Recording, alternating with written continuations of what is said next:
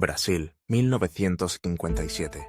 En un rincón solitario del estado de Minas Gerais, bajo el cielo salpicado de estrellas y el telón espeso de la oscuridad rural, ocurriría uno de los relatos más extraños y desconcertantes de la ufología mundial. Antonio Villas Boas tenía apenas 23 años y era, como tantos en el corazón agrícola de Brasil, un joven agricultor, trabajador y sencillo, poco dado a fantasías. Pero su nombre pronto quedaría impreso en la historia gracias a una noche que desafía la lógica y retuerce las fronteras de lo creíble. Todo comenzó de manera ordinaria. Villas Boas estaba trabajando en el campo, laborando de noche para evitar el calor sofocante del día. El aire pesado vibraba suavemente con el sonido de insectos y el roce mecánico del arado. De pronto, una luz rojiza y brillante surcó el cielo. Antonio la observó, fascinado y temeroso a la vez, como si intuyera que esa noche algo quedaría marcado para siempre en su memoria. La luz descendió y él describiría más tarde la aparición de una extraña nave. Tenía la forma de un cilindro alargado apoyado en patas metálicas. Emitía un resplandor intenso y, al acercarse, sentía el calor que emanaba de su superficie. Antes de que pudiera reaccionar, la nave desplegó una especie de tentáculos mecánicos que lo rodearon y lo arrastraron hacia el interior. En su declaración, Villas Boas describía el interior de la nave con una meticulosidad que tomaría por sorpresa tanto a investigadores como a escépticos. Paredes metálicas relucientes, luces blancas y rojizas, y ese olor acre, casi insoportable, que impregnaba cada rincón del habitáculo. Fue desnudado por los seres, quienes usaban un lenguaje incomprensible y movimientos calculados, casi automáticos.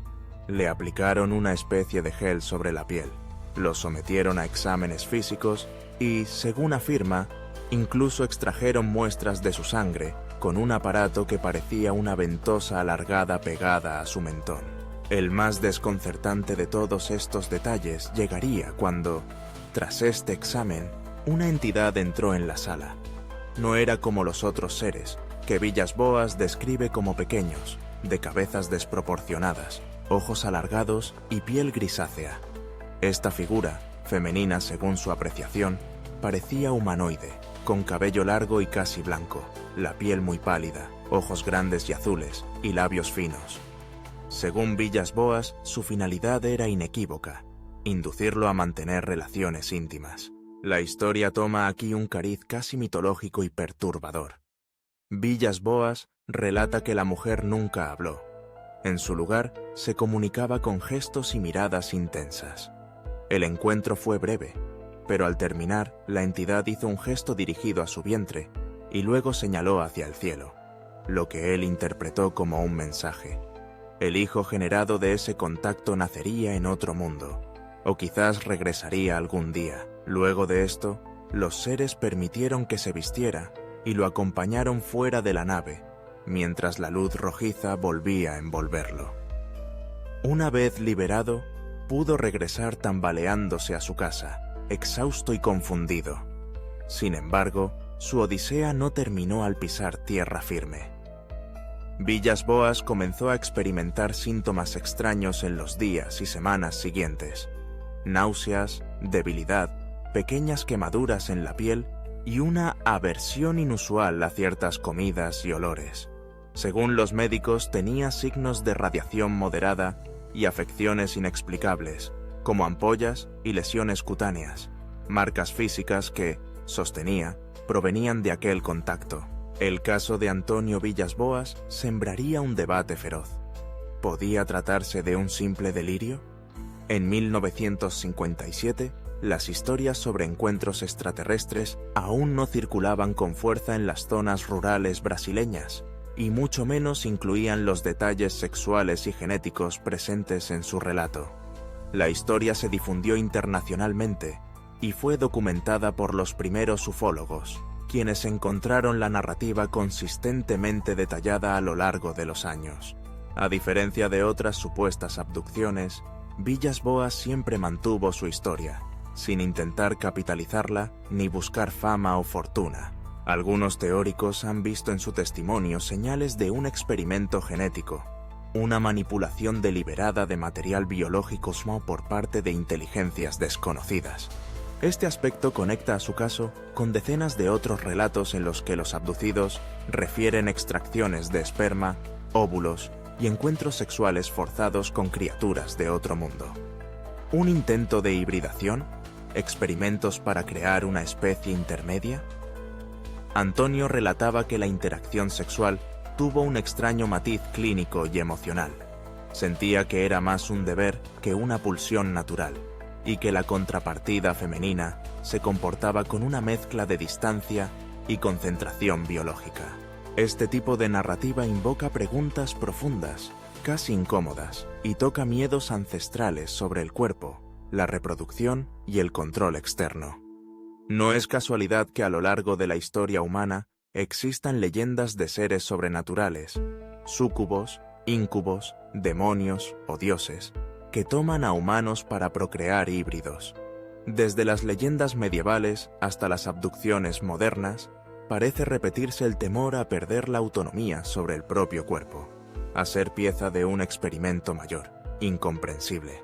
Sin embargo, los escépticos encuentran en su relato elementos que pueden explicarse desde la psicología o el entorno social. Villas-Boas era un joven rural sometido a grandes tensiones y presiones económicas. Los ambientes aislados y la falta de estímulos externos pueden, para algunos, favorecer estados alterados de conciencia o sueños hipnagógicos intensos, alimentados por temores, expectativas religiosas y relatos populares. Además, la llegada de la modernidad, con sus máquinas extrañas y sus luces eléctricas, podía ser interpretada por la mente rural como algo sobrenatural. No obstante, los detalles médicos documentados resultan un desafío. La información sobre quemaduras, lesiones radiológicas y el deterioro físico de Villas-Boas fue evaluada por uno de los primeros médicos interesados en la ufología, el doctor Olavo Fontes, quien concluyó que presentaba síntomas sugerentes de exposición a radiación subaguda, difícilmente explicable por otras causas conocidas en la época y lugar. Con el tiempo, el tema del supuesto hijo extraterrestre se volvió el corazón de varias teorías alternativas. ¿Qué buscaban estos supuestos visitantes mediante esos actos?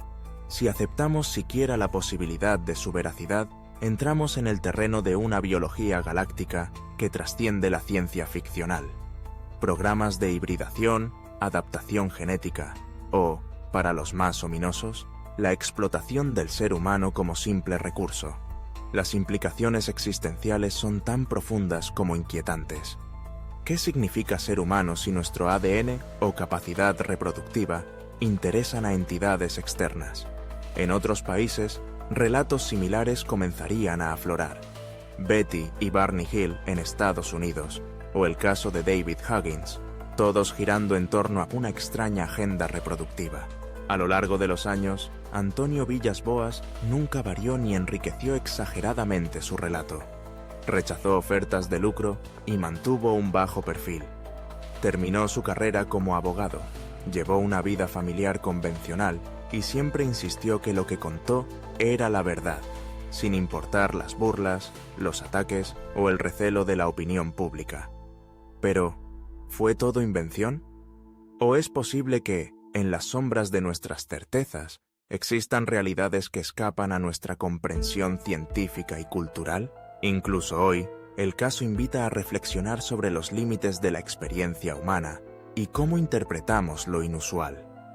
Puede ser tentador desechar estos relatos como fantasías o alucinaciones, pero su persistencia y riqueza de detalles obligan a mantener una cierta cautela. El universo es vasto y desconocido, y hay episodios que parecen diseñados para desafiar los parámetros de lo posible. El caso Villas-Boas se instala en un punto intermedio, incómodo, entre la ciencia y el mito, entre el temor y la fascinación. Para algunos, representa la prueba de que la humanidad no está sola, y que quizás no es la especie dominante en lo referente a conocimiento y biología. Para otros, revela los misterios imperturbables de la mente humana, su capacidad de crear, fusionar temores y leyendas, y proyectar en el cielo nocturno los sueños y pesadillas más íntimos. Si alguna vez pasas por los campos de Minas Gerais y la noche es lo suficientemente clara, intenta imaginar qué vio y sintió Antonio Villas Boas aquella noche. ¿Fue tocado realmente por seres de otros mundos? ¿Fue víctima de su propia imaginación, moldeada por el aislamiento, el cansancio y una presión invisible? ¿O somos todos nosotros, simples espectadores, quienes preferimos que su relato quede en lo imposible para no tener que replantear el tejido mismo de nuestra realidad? El enigma sigue, vibrando en los archivos del misterio humano. Tal vez nunca sepamos cuán cerca estuvo Villas Boas de la verdad, o a cuántas otras personas les tocará alguna vez mirar el cielo nocturno, encontrarse con una luz imposible y regresar con una historia que nadie desea creer, y que, sin embargo, permanece viva, como una cicatriz brillante bajo la piel de la historia humana. Suscríbete al canal y ayúdanos a llegar a 1000 suscriptores.